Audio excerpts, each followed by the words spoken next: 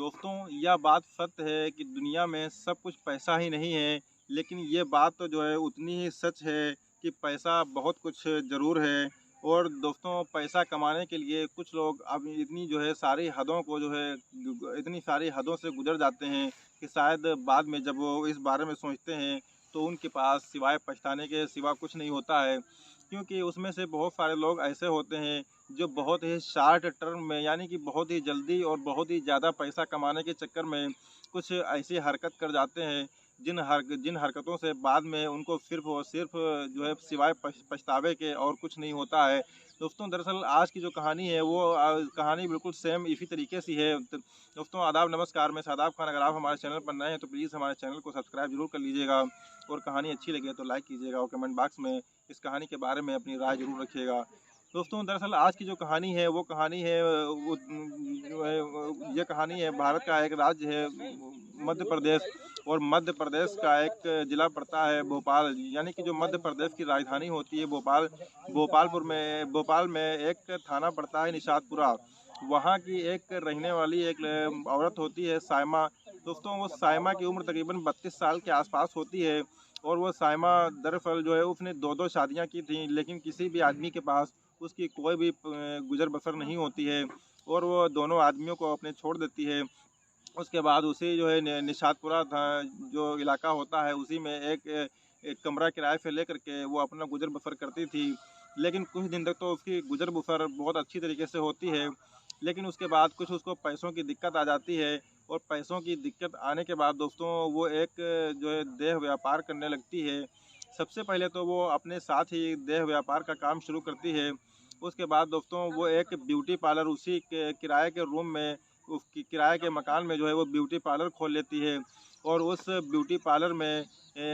Ladies ही नहीं बल्कि उसमें जेंट्स भी आया करते थे। और उस ब्यूटी पार्लर में एक से एक जो है वीआईपी जो है मर्सिडीज़ गाड़ियों से लड़कियां आया करती थीं। और वो लड़कियां वहां पर आ करके दोस्तों ब्यूटी पार्लर में चली जाया करती थीं।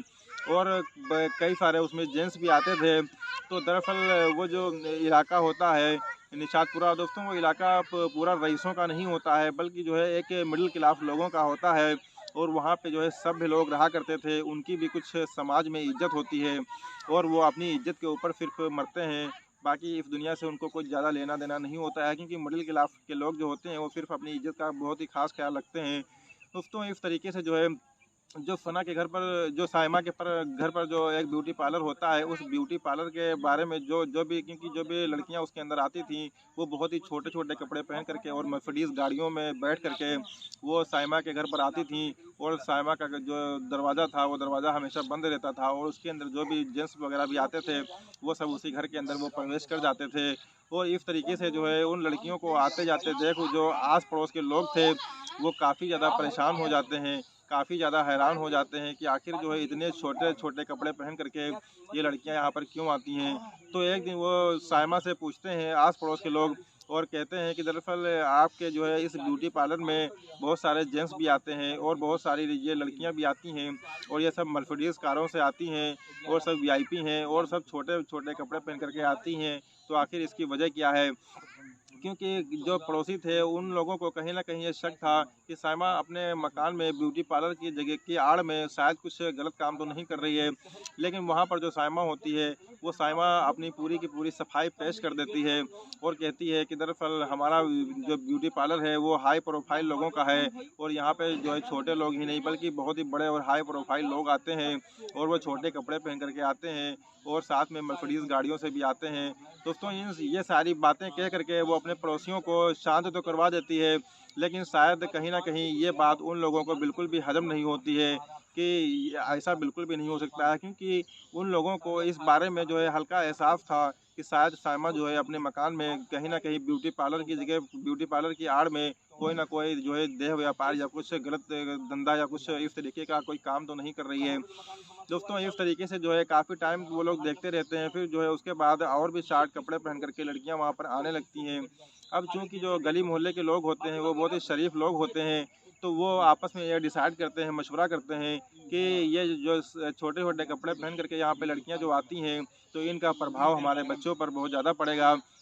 उसके बाद वो लोग डिसाइड करके जो नज़दीकी एक थाना होता है निशातपुरा में, दोस्तों उस थाने में वो लोग जाते हैं। और जाने के बाद वहाँ से इंस्पेक्टर साहब से बातचीत करते हैं और बातचीत में ये सारी बातें बताते हैं कि दरअसल हम लोग निशातपुरा के इलाके से आए हुए हैं और वहाँ पर हमारे ही बगल में एक औरत रहती है जो दो शादी उसने की है, लेकिन दोनों जगह पर उसने तलाक ले ली है और उसके बाद वो किराए के मकान में रह रही है। सायमा उसका नाम है और वो अपने उस किराए के मकान में एक ब्यूटी पार्लर चलाती है और उस ब्यूटी पार्लर में जेंट्स भी आते हैं और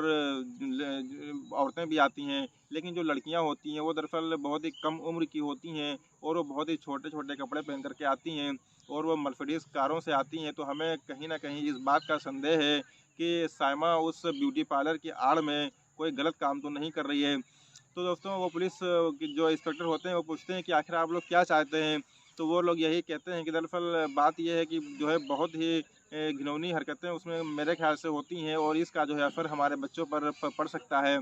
इसके बाद पुलिस उन लोगों की बात को जो है समझ जाती है और दोस्तों उसके बाद वो कोई एफआईआर दर्ज नहीं करती है क्योंकि कोई ऐसा मामला ही नहीं था और कोई ऐसा सबूत भी नहीं था उसके खिलाफ जिसके जो उसके खिलाफ वो पुलिस कार्रवाई करे। लेकिन दोस्तों पुलिस इसको इतना हल्के में भी नहीं लेती है। फिलहाल तो उन लोगों को शांत बुझा करके जो है उन लोगों को वहाँ से भेज दिया जाता है। लेकिन पुलिस जो है अपने खबरियों को बिल्कुल जो है सचेत कर देती है और उनसे कहती है कि आप अलर्ट मोड पर रहिएगा और इन लोगों के बारे में जो है सायमा के बारे में पूरी पुख्ता जानकारी हमको दीजिए कि आखिर इस घर में कौन आता है, कौन जाता है, कितनी टाइम आता है, कितनी टाइम जाता है। दोस्तों इस तरीके से तकरीबन 10-11 दिन का समय बीत जाता है और 11 मई 2024 को दोस्तों वो जो खबरी होता है वो खबरी तुरंत जो है इंस्पेक्टर साहब को फ़ोन करता है और फ़ोन करने के बाद इस इंस्पेक्टर साहब से बताता है कि दरअसल वो जो गली मोहल्ले के लोग जो उस दिन आपके पास शिकायत लेकर के आए थे उनकी शिकायत जो है कहीं ना कहीं जायज़ है और सही है। क्योंकि इस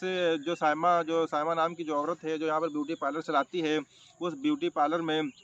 कई सारी लड़कियां आती हैं और कई सारे लड़के भी आते हैं और वो लोग जो है सुबह आते हैं तो शाम तक कहीं दोपहर तक इस तरीके से जाते हैं और इस टाइम मौजूदा समय में तकरीबन 5 लड़कियां और 5-6 लड़के उसके अंदर मौजूद हैं। दोस्तों उसके बाद पुलिस जब इस बात को सुनती है तो वो समझ जाती है कि ज़रूर आज जो है आज का दिन तो बिल्कुल खाली नहीं जाएगा और आज जो है रंगे हाथों उन लोगों को बिल्कुल पकड़ सकते हैं। दोस्तों उसके बाद वो अपनी टीम को गठित करके तुरंत जो है मौके पर ही सुबह के 10 बजे का टाइम होता है वो लोग अपनी पूरी टीम के साथ सायमा के घर पर पहुंच जाते हैं।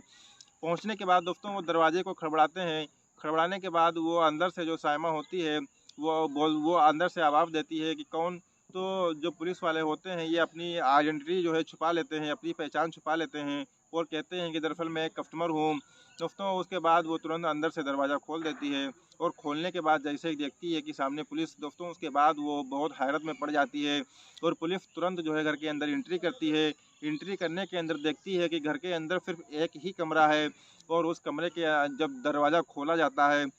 तो पुलिस जो है देख करके हैरान हो जाती है। हैरान होने वाली दरअसल बात ये थी कि वहाँ पे 4 लड़कियाँ मौजूद थीं और 4 लड़कियों में जो है 5 लड़के मौजूद थे और इस तरीके से वो लोग सभी के सभी लोग आपत्तिजनक स्थिति में पाए जाते हैं और उसमें 2 लड़कियाँ ऐसी थीं जो शायद अफ्रीकन मूल की थीं,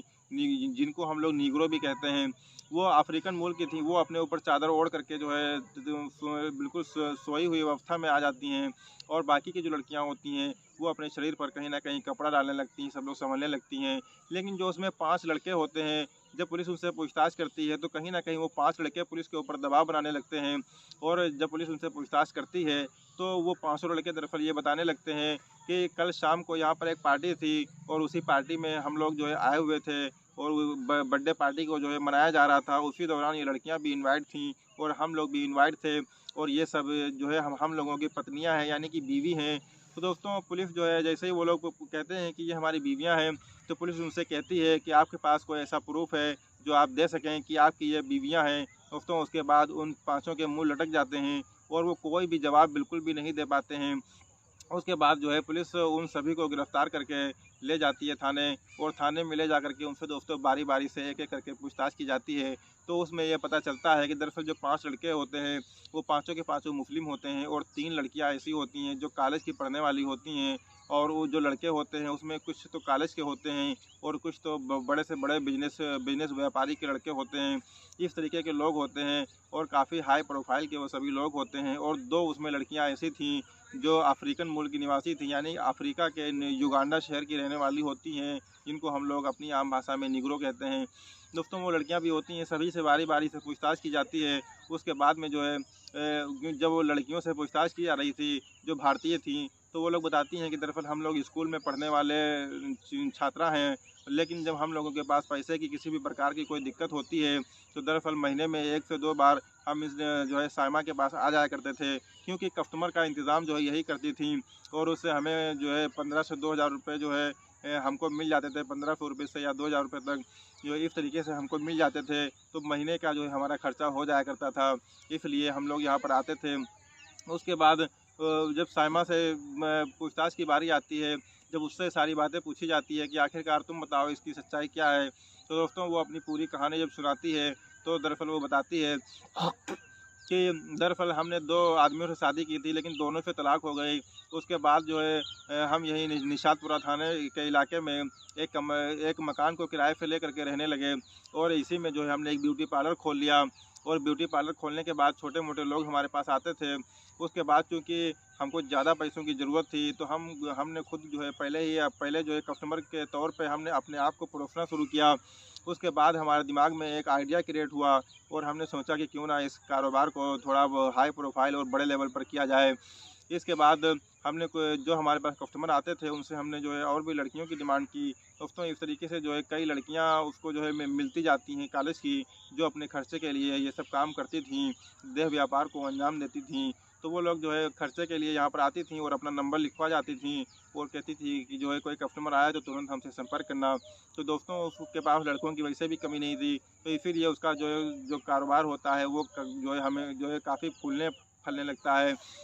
और काफ़ी अच्छा उसको पैसा मिलने लगता है। और उसकी सोच दरअसल यही थी कि कम समय में कैसे जो है जल्द से जल्द ज़्यादा से ज़्यादा पैसा कमाया जा सके। तो इसलिए जो है हम ऐसे काम को जो है अंजाम देते थे और ये जो 2 अफ्रीकन जो औरतें हैं, दरअसल एक राशिद नाम का लड़का होता है, वो लड़का जो है इनके संपर्क में वो आती हैं कोलकाता में, वहाँ से जो है ये जो है लेकर के आया था यहाँ पर, क्योंकि इनके पास यहाँ पर जो ये लोग अपना इलाज कराने के लिए आई थी, लेकिन इन लोगों के पास पैसा ख़त्म हो गया था। उसके बाद जो है उन जो है राशिद के संपर्क में आकर के वो उसने जो है हमको ला करके दे दिया था और उसके बाद ये लोग भी इसी व्यापार में जो है आ गई थी। उसके बाद क्योंकि जो अफ्रीका की एम्बेसी होती है वहाँ से जो है संपर्क किया जाता है, तो पता चलता है कि ये लोग दरअसल साउथ अफ्रीका में एक युगांडा शहर है, वहाँ की ये लोग रहने वाली होती हैं। दोस्तों उसके बाद जो है सभी को जेल भेज दिया जाता है और उसकी पूरी तरीके से जो है निष्पक्ष जांच पड़ताल शुरू की जाती है कि आखिरकार इन सारी चीज़ों के आगे जो है और कितनी भी जो है परतें अभी खुलना बाकी हैं। दोस्तों इसमें बहुत सारी परतें ऐसी होती हैं जो अभी खुलना बाकी हैं और पुलिस जो है प्रथम दृष्टया जो है जांच पड़ताल में जुटी हुई है और कितने लोगों को अभी और जेल में जाना पड़ेगा दोस्तों ये तो भविष्य बता सकता है। दोस्तों ये थी कहानी आज की। दोस्तों ये कहानी आप लोगों को कैसी लगी, प्लीज़ अगर अच्छी लगी तो लाइक कीजिएगा और कमेंट बॉक्स में अपनी राय ज़रूर रखिएगा। दोस्तों इस कहानी को सुनाने का उद्देश्य किसी की भावनाओं को आहत करना नहीं है, किसी को ठेस पहुंचाना नहीं है, बल्कि समाज में घटित हो रही घटनाओं से सिर्फ आपको अवगत कराना है, ताकि ऐसी घटनाएं सुन करके आप अपने आप को और अपने समाज को सुरक्षित रख सकें। दोस्तों मिलते हैं एक नए दिन एक नई कहानी के साथ, तब तक के लिए शब बखैर।